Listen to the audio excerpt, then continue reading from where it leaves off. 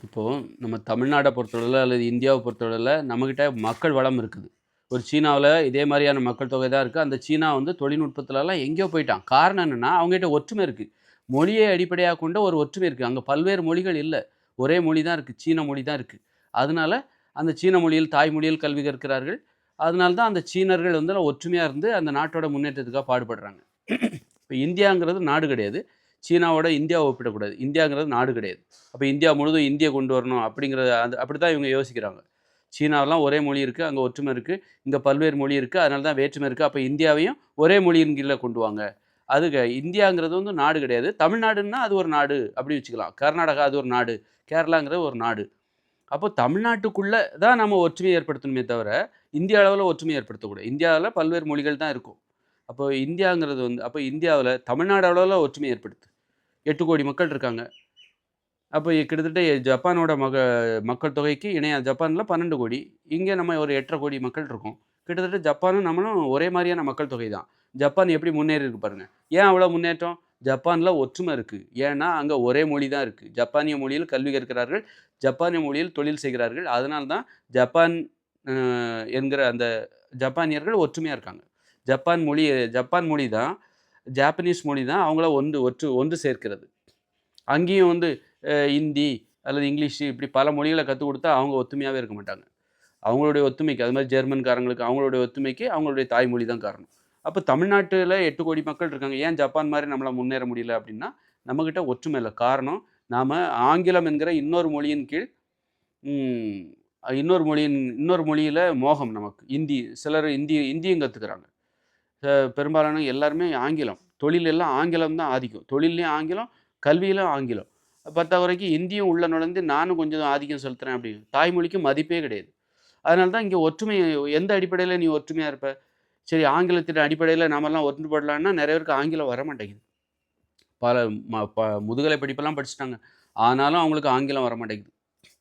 எனக்கெல்லாம் வரல. அது மாரி அப்போ இங்க எப்படி அவங்க ஒன்றுபடுவாங்க?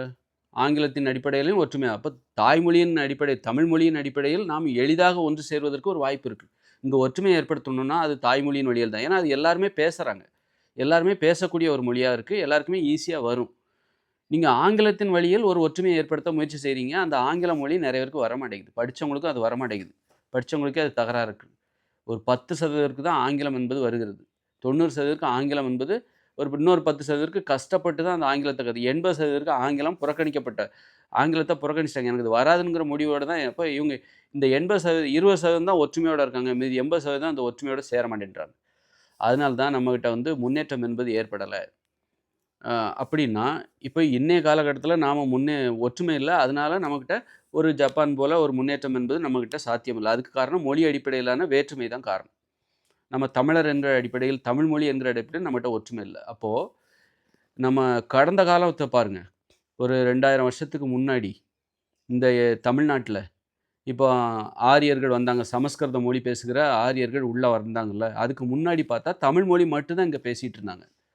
அப்போ ஒரு ஒற்றுமை இருந்திருக்கு. தமிழ் மொழி மட்டும் தான் இந்த இந்தியாவிலே பேசிட்டு இருந்ததா சொல்றாங்க.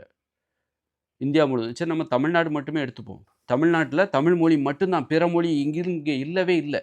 இன்னும் தென்னிந்தியா, வட இந்தியா எல்லாமே தமிழ் மொழி தான் இருந்திருக்கு. அப்படின்னு சொல்றாங்க. அப்படின்னா, உலகத்த ஒ மனிதர்களே இங்க தான் வசிச்சிருக்காங்க. இங்க தான் மனித இனமே தோன்றியது. அ அதுக்கப்புறம் தான் பிற்பாடு தான் வந்து இந்த உலோகங்கள் கண்டுபிடிச்ச பிறகு தான் உலகம் முழுவதும் பரவுறாங்க அப்படின்னு கூட அத விடுங்க நம்ம. சரி தமிழ்நாடு எடுத்துப்போம். அப்ப தமிழ்நாட்ல பிற மொழிங்கிற பேச்சே இல்ல.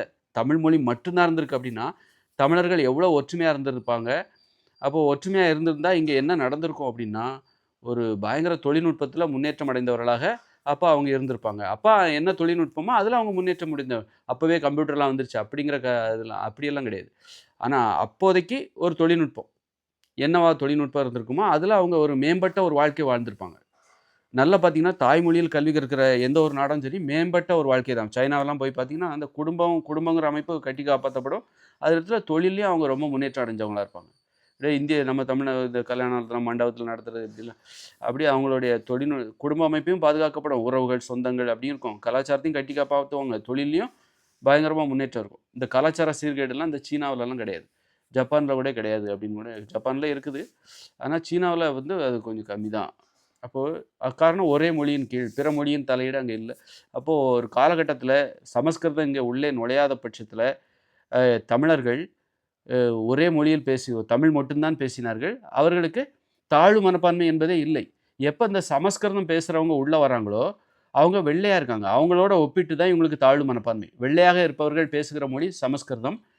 அ வெ அ கருப்பாக இருக்கிறவர்கள் பேசுகிற மொழி தமிழ் மொழி. அப்போ தமிழ் மொழி தாழ்வானது. கருப்பு ஏன்னா ஒப்பிடுவதனால தான் உனக்கு கருப்புங்கிறது தாழ்வா தெரியுது.